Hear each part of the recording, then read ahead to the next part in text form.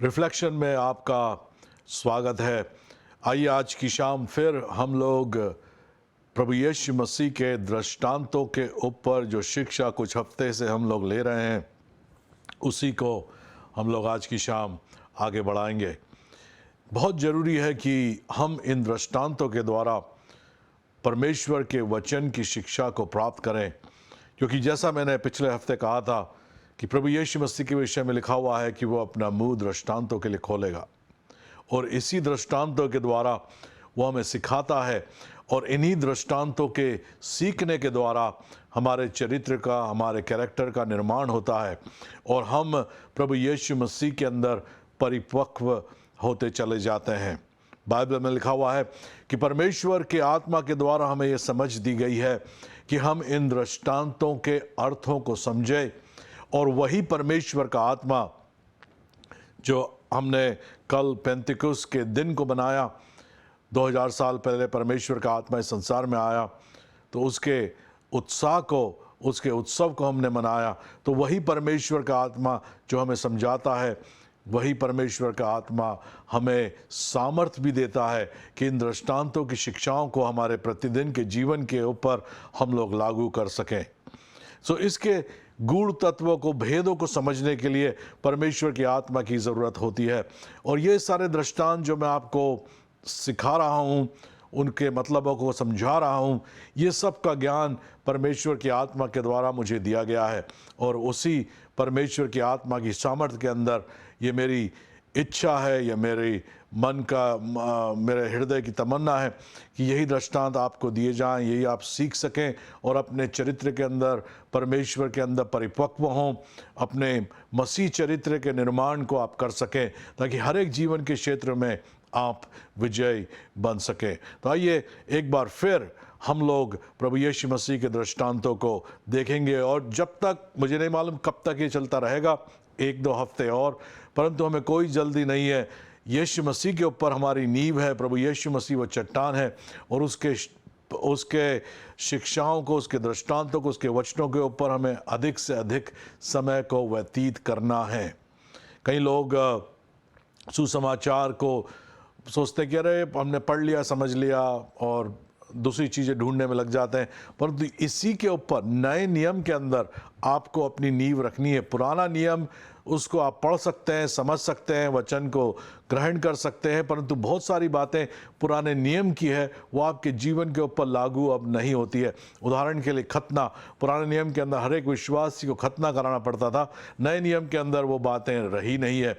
पुराने नियम के अंदर जब तक कि कोई एक परिवार, यहूदी इजरायली परिवार के अंदर पैदा नहीं होता था, तब तक कि वो परमेश्वर का जन नहीं हो सकता था और वो बातें आज लागू नहीं होती है। आप प्रभु यीशु मसीह को अपने जीवन में उद्धारकर्ता स्वीकार करके परमेश्वर की संतान बन सकते हैं। ऐसी बहुत सारी बातें हैं जो पुराने नियम के अंदर है जो आज लागू नहीं होती है। तो जो लागू होती है उसके ऊपर हमको ज़्यादा से ज़्यादा समय व्यतीत करना है। तो आइए एक बार फिर हम लोग चलते हैं लूका रचित सुसमाचार, उसका 16वां अध्याय 1 से लेकर के 13 तक। यहाँ पर एक दृष्टांत प्रभु यीशु मसीह कहता है, लिखा हुआ है, फिर उसने चेलों से भी कहा, किसी धनवान का एक भंडारी था और लोगों ने उसके सामने उस पर यह दोष लगाया कि ये तेरी सब संपत्ति उड़ा देता है। सो उसने उसे बुलाकर कहा, ये क्या है जो मैं तेरे विषय में सुन रहा हूँ? अपने भंडारीपन का लेखा दे, क्योंकि तू आगे को भंडारी नहीं रह सकता। तो इस दृष्टांत से पहली बात हमें यह समझना है कि हम भंडारी हैं। हम वो व्यक्ति हैं जिसके हाथ में परमेश्वर ने अपनी संपत्ति सौंपृत करी है। आपको और मुझको परमेश्वर ने अपने हिस्से में से दिया है और उसका लेखा परमेश्वर हमसे लेगा। भले ही वो पवित्र आत्मा के वरदान हो, भले ही आपको सुसमाचार प्रचारक बनने की बुलाहट हो, भले ही वो पास्टर का पद हो, भले ही वो आपका व्यापार हो, भले ही आप नौकरी करते हो, या आप घर के अंदर अपने बच्चों की, अपने पति की परवरिश और बच्चों की परवरिश करते हो, आप कैसे भी काम कुछ को कहाँ पे भी क्यों ना करते हो, हर एक व्यक्ति को परमेश्वर ने कुछ न कुछ दिया है, और जो भी आप करते हैं उसको विश्वास योग्यता के साथ में आपको करना है, क्योंकि एक दिन जो भी परमेश्वर ने आपको सौंपा है उसका लेखा आपको और मुझको देना पड़ेगा। कई बार हम लोग सोचते हैं कि अरे हमें बड़े काम दिए ही नहीं है तो हमारा लेखा क्या लेगा, परंतु छोटी बातों में भी बाइबल कहती है हमें विश्वास योग्य बनना है, क्योंकि ये छोटी बातें भी बहुत महत्वपूर्ण होती है। कई बार हम सोचते नहीं हैं कि कितनी चीज़ें ऐसे प्रभाव डालती है जिससे बड़ी बातें दिखाई देती है। उदाहरण के लिए आज की शाम आप इस टेलीविज़न के द्वारा मुझे सुन रहे हैं, देख रहे हैं, और आप सोच रहे होंगे कि ये पास्टर आशीष प्रचार कर रहे हैं, परंतु आपने जो व्यक्ति कैमरा के पीछे है, जो व्यक्ति एडिटिंग करता है, जो व्यक्ति इसको प्रोसेस कर रहा है, उन सब लोगों को आप देख नहीं रहे हैं। जो व्यक्ति शुभ संदेश टीवी के अंदर बैठ करके इसको प्रायोजक करेगा, तो उन सब बातों को आप अभी इस समय देख तो नहीं रहे हैं, परंतु उन सब व्यक्तियों का इस प्रसारण के अंदर एक महत्वपूर्ण योगदान है। उदाहरण के लिए जो व्यक्ति इस टेलीविज़न के अंदर इस समय पे यदि इस प्रोग्राम को नहीं डालेगा, तो भले ही मैंने कितना भी शिक्षा का प्रचार करा हो, प्रभु यीशु मसीह के वचन से प्रचार करा हो, वो आपके पास नहीं पहुंचेगा। तो सब बातों के अंदर हमको विश्वास योग्य बनना है, भले ही वो छोटा सा भी काम क्यों ना हो जो हमारे हाथ में सुपुर्द करा गया हो परमेश्वर की ओर से। वो परमेश्वर की ओर से एक वरदान हमारे लिए है, हमारी सेवा उसके अंदर होनी चाहिए। यदि आप कलीसिया के लोगों के लिए खाना बना रहे हैं तो उसके अंदर अच्छे से अच्छा आपको बनाने का प्रयत्न करना है। यदि आप कलीसिया की सफाई कर रहे हैं, चर्च की झाड़ू लगा रहे हैं, यहाँ तक कि फर्शियों को धो रहे हैं, तो जो भी आप कर रहे हैं उसको बड़ी लगन के साथ में, बिना कुड़कुड़ाहट के, उसको बड़ी लगन से, जैसे आपकी मानो यीशु मसीह स्वयं उस जगह पर आज आने वाला है और उन फर्शों के ऊपर वो बैठेगा, उस प्रकार से आपको सफाई करनी है। ये एक वरदान के रूप में हमें लेना है। और यदि परमेश्वर ने आपको एक पास्टर होने के लिए बुलाया, सुसमाचार प्रचारक होने के लिए बनाया, शिक्षक होने के लिए बनाया, तो उसके लिए अपने आप को वैसा ही तैयार करना है, प्रार्थना के अंदर, वचन के अंदर शिक्षा को प्राप्त करना है। दूसरे परमेश्वर के दासों से भी हमको सीखना है। कई बार हम लोग सोचते हैं कि हमें बस मैं अपने बल पे ही सब कुछ करूँगा। नहीं, किताबें भी पढ़ें, आप दूसरे टीवी के प्रोग्राम्स भी देखें जहाँ पर परमेश्वर के वचन का प्रचार होता है, कॉन्फ्रेंसेस में जाएं, सेमिनार में जाएं, बाइबल स्कूल के अंदर भी बहुत सारी शिक्षाएं मिलती है, एडवांस कोर्स करें। इन सब के द्वारा आप परिपक्व होते चले जाएंगे और आप आगे बढ़ेंगे, क्योंकि जो परमेश्वर ने आपको बुलाहट दी है, जो आपके ऊपर उसने अपने कॉल को रखा है, वो बहुत महत्वपूर्ण है। आप उसके मैनेजर हैं, आप उसके भंडारी हैं, आपके हाथ में है उसको कैसे इस्तेमाल करना है। परंतु एक दिन हम इन सब बातों का लेखा परमेश्वर के सामने देंगे। उसी प्रकार से यदि आपके पास व्यापार है, पैसा है, आप धनी व्यक्ति हैं, आपके पास प्रभाव है, आप प्रभावशाली व्यक्ति हैं, तो वो परमेश्वर की ओर से आपको दिया गया है और उसका लेखा भी आपको देना पड़ेगा कि आपने क्या करा उसके विषय में। तो यहाँ पर उसी प्रकार से इस दृष्टांत के अंदर एक भंडारी था, उसके ऊपर ये दोष लगाया गया कि ये अपने स्वामी की संपत्ति को उड़ा रहा है। तो स्वामी ने उसको बुला के कहा, तू अपना लेखा दे, क्योंकि अब तू भंडारी नहीं रह सकता जब तक कि तेरा लेखा नहीं आता और तू निर्दोष नहीं होता। तीसरी बात, तब भंडारी सोचने लगा कि अब मैं क्या करूं, क्योंकि मेरा स्वामी अब भंडारी का काम मुझसे छीन रहा है। मिट्टी तो मुझसे खोदी नहीं जाती और भीख मांगने में मुझे लज्जा आती है। मैं समझ गया कि क्या करूंगा, ताकि जब मैं भंडारी के काम से छुड़ा जाऊं तो लोग मुझे अपने घरों में ले ले। तो इस व्यक्ति ने क्या करा, सोचना शुरू करा। उसने कहा कि मैं ये पूरी सिचुएशन को समझता हूँ, अब ये मैं भंडारी रह नहीं सकता, मैनेजर नहीं हूँ, मिट्टी तो मेरे से खोदते बनेगी नहीं और ना ही मैं भीख मांग सकता हूँ। तो उसने क्या करा, एक ट्रिक निकाली और उस ट्रिक को इस दृष्टांत के अंदर दिखाया गया है। उसने एक प्लान बनाया कि जिस दिन मुझे मेरा स्वामी घर से निकाल देगा तो दूसरे लोग मुझे अपने घर में ले लेंगे। तो उसके लिए उसने क्या करा ये देखते हैं। 5वीं आयत, और उसने अपने स्वामी के देनदारों में से एक को बुलाकर पहले से पूछा कि तुझ पर मेरे स्वामी का क्या आता है? उसने कहा 100 मन तेल। तब उसने कहा अपने खाता बही ले और बैठकर तुरंत 50 लिख दे। फिर दूसरे से पूछा तुझ पर क्या आता है? उसने कहा 100 मन गेहूं। तब उसने कहा अपना खाता बही लेकर 80 लिख दे। तो उसने क्या करा, जो लोग जिनके ऊपर इसके स्वामी का उधार आता था उनको बुलाया और उनसे कहा कि तेरे जो एडजस्टमेंट मैं कर देता हूँ, तुझे अब 100 मन तेल नहीं देना है, उसका पैसा नहीं चुकाना है, तू लिख, इसको मैं एडजस्ट करता हूँ, अब तू 50 ही मन तेल का तेरे को पैसा चुकाना पड़ेगा। उसी प्रकार से उसने 100 मन गेहूं से 80 मन गेहूं कर दिया। तो उसने क्या करा, जो उसके स्वामी का कर्ज था लोगों के ऊपर, उनके कर्जों को उसने माफ करा, उनके ऊपर उसने फेवर कर दिया। अब क्या होता है, 8वीं आयत, स्वामी ने उस अधर्मी भंडारी को सराहा कि उसने चतुराई से काम किया, क्योंकि इस संसार के लोग अपने समय के लोगों के साथ रीति व्यवहार में ज्योति के लोगों से अधिक चतुर है। मैं तुमसे कहता हूं कि अधर्म के धन से अपने लिए मित्र बना लो, ताकि जब वो जाता रहे तो वह तुम्हें अनंत निवासों में ले लें। तो यहां पर जब स्वामी को मालूम पड़ा कि इसका भंडारी ये कर रहा है, लोगों के ऊपर फेवर कर रहा, दया कर रहा, उनके पैसे माफ करते जा रहा है, तो उसने उस भंडारी की सराहना करी। इसने कहा कितना चतुर व्यक्ति है यह कि इसने इन लोगों का कर्ज माफ कर दिया है। और वहां पर यह दृष्टांत अंत होता है और प्रभु यीशु मसीह इस दृष्टांत के बाद लोगों से कहते हैं कि इस संसार के लोग रीति व्यवहारों में, लेन देन के विषय में, लोगों के ऊपर कृपा करने में, फेवर करने में क्या है, ज्योति के लोगों से अधिक चतुर हैं। क्यों ये बात कही? 2 बात मैं आपको बताना चाहता हूं इस दृष्टांत से।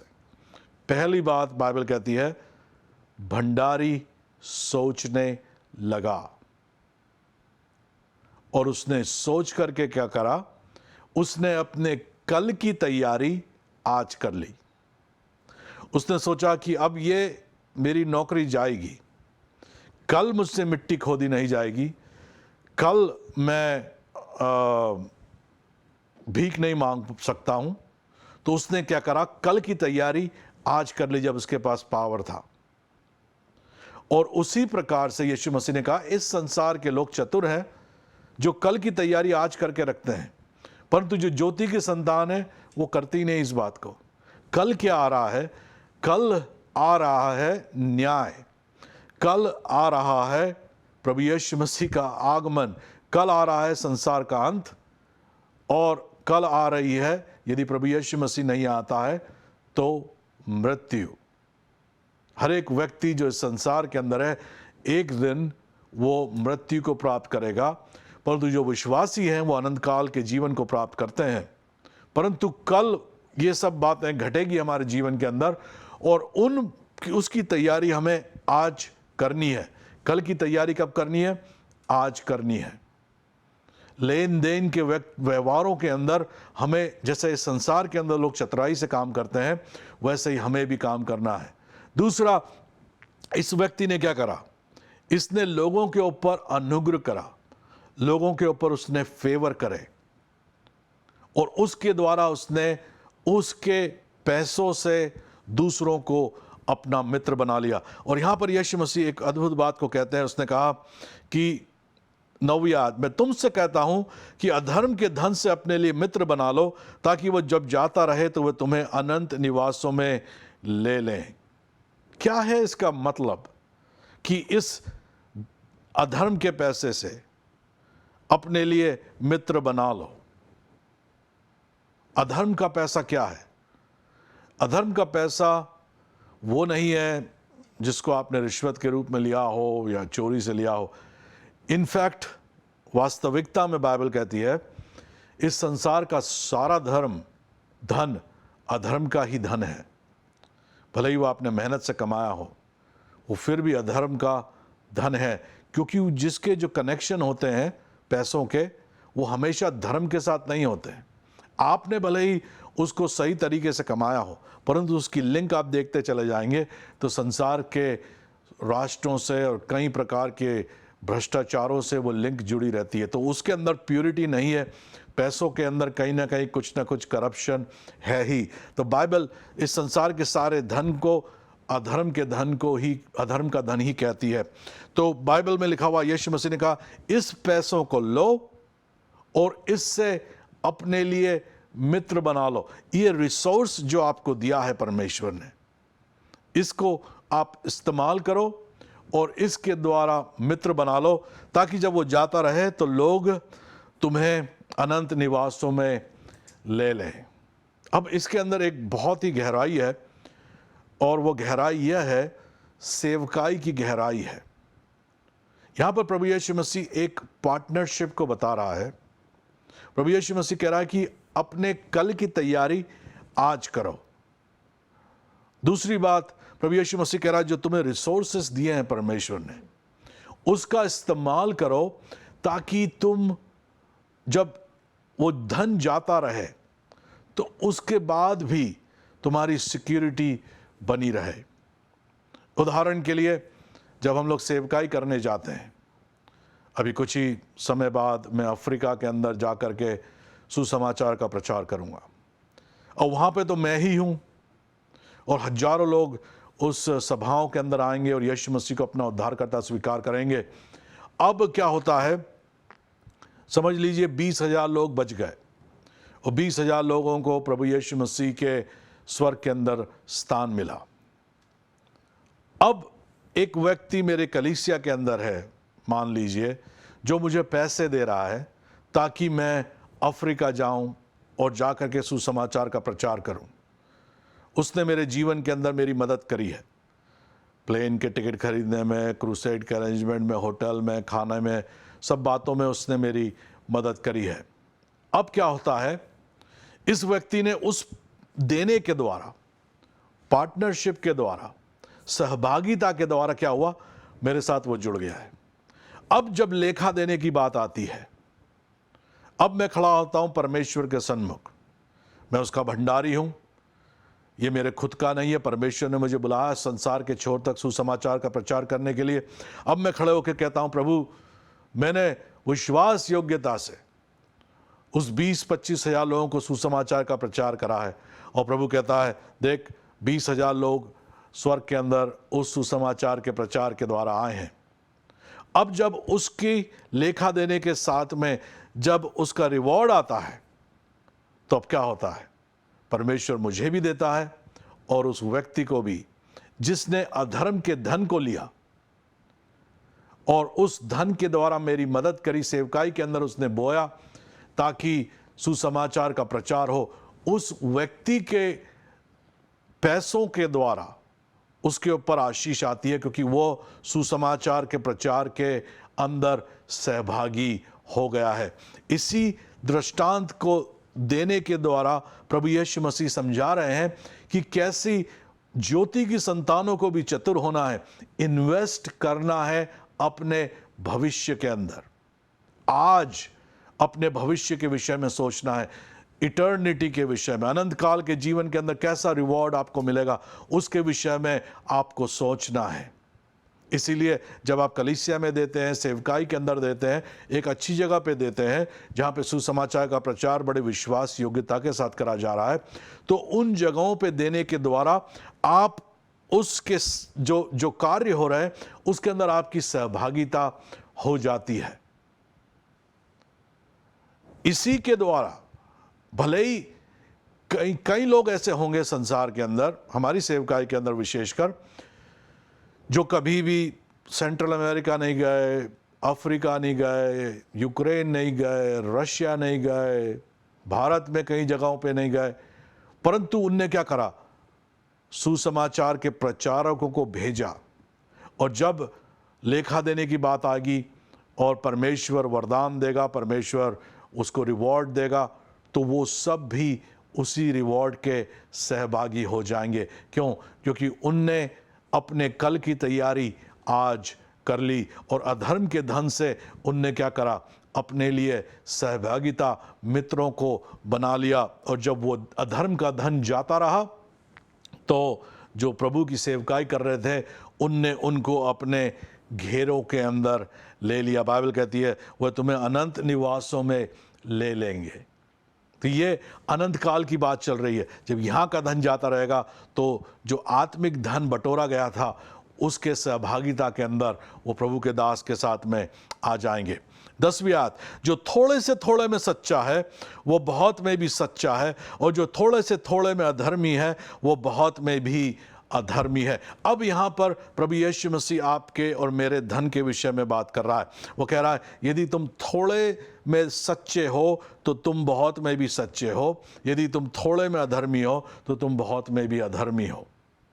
इसीलिए कई बार क्या होता है, एक गरीब व्यक्ति का मन इतना बड़ा होता है कि जो भी उसके पास होता है वो दे देता है, और धनवान व्यक्ति उसको धन को अपने हाथों में पकड़े हुए रहते हैं। और ये हमारे भारत के अंदर ये कहा भी जाता है, चमड़ी जाए पर दमड़ी ना जाए, यानी कुछ भी हो जाए पैसा मेरी जेब से नहीं निकलना चाहिए। वो एक मानसिकता बड़ी गलत मानसिकता है, क्योंकि वो जैसा व्यवहार हमें पैसे के साथ करना है वैसे हम लोग कर नहीं रहे हैं।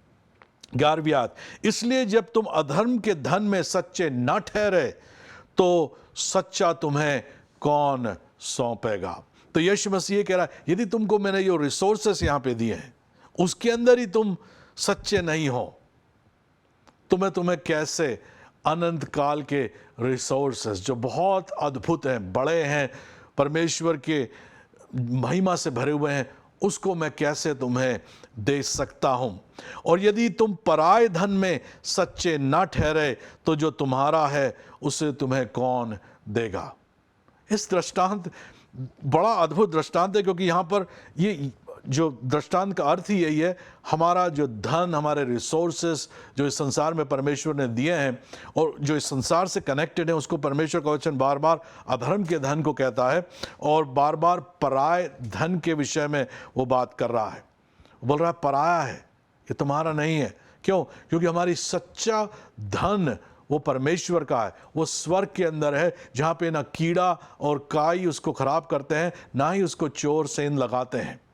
तो ये संसार का धन पराया है, इस संसार का धर्म अधर्म का धन है। और यदि आपका पूरा ध्यान इसी के ऊपर है और यदि आप इसी को थामे हुए हैं और इसी के ऊपर पूरे समय केंद्रित हैं, तो इस धन के द्वारा आपको कुछ भी लाभ नहीं होगा, वरन हानि होगी।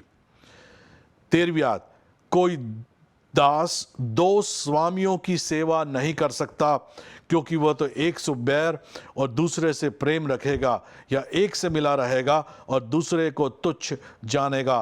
तुम परमेश्वर और धन दोनों की सेवा नहीं कर सकते।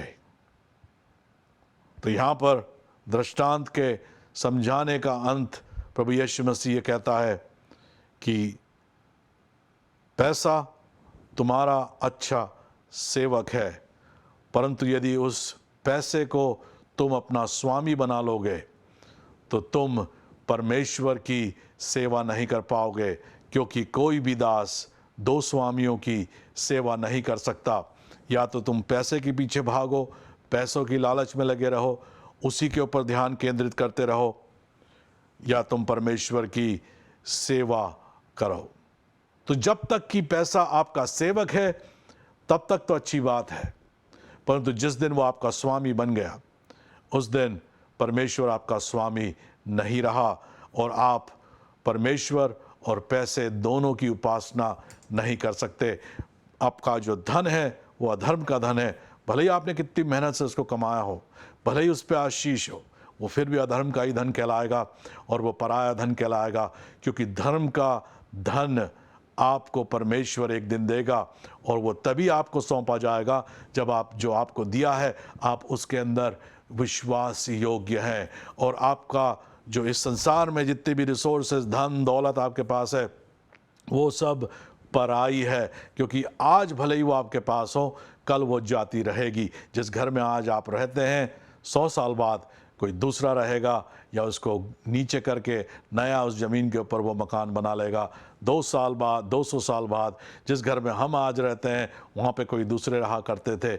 आज उनके लिए ये पराया है, कल उनका ये अपना मकान था, और आज से कई सालों बाद ये मकान जिसको हम अपना कहते हैं, ये हमारे लिए पराया हो जाएगा और दूसरा उसको अपना कहेगा। यही इस संसार की रीति अभी चली आ रही है। इसीलिए यीशु मसीह ने कहा, कल की तैयारी आज करो, और इस जो परमेश्वर ने आशीषें आपको दी है, धन वरदान, इसका इस्तेमाल करो, पार्टनरशिप करो, लेन देन के व्यवहार के अंदर इस संसार के लोगों से ज़्यादा चतुर हो जाओ। कल की तैयारी के लिए इन्वेस्टमेंट परमेश्वर के राज्य में आज करो। यदि यीशु मसीह आपका प्रभु नहीं है, आज की शाम आपके लिए सुनहरा अवसर है। मेरे पीछे ये प्रार्थना करें, हे प्रभु यीशु, मैं तुझे अपना उद्धारकर्ता स्वीकार करता हूँ। मैं विश्वास करता हूँ कि तूने क्रूस पर अपनी जान दी और तीसरे दिन मुर्दों में से जी उठा। प्रभु, तू मेरा प्रभु है, ये मेरा अंगीकार है। मुझे अपने पवित्र आत्मा से भर दे। धन्यवाद हो यीशु, तूने मुझे बचा लिया। यदि आपने ये प्रार्थना विश्वास से करी है, यीशु मसीह आपका प्रभु है, हमारे साथ जुड़े रहें। यदि आप सेवकाई के अंदर कुछ दान देना चाहते हैं, तो जो नंबर आपके स्क्रीन के ऊपर आता है, उस पर आप कॉल करके प्रभु की सेवकाई के लिए दे सकते हैं। उसके द्वारा आप सहभागिता हमारे साथ कर रहे हैं, और जब हम परमेश्वर के वचन को लेके जाते हैं संसार के छोर तक, आप भी हमारे साथ उस अनंत समय के रिवॉर्डों को आप भी प्राप्त करते हैं। परमेश्वर की आशीष आपके ऊपर बहुतायत से होती रहे। प्रभु आपसे प्रेम करता है, हम आपसे प्रेम करते हैं। अगले हफ्ते इसी समय आपसे फिर मुलाकात होगी। प्रभु यीशु मसीह के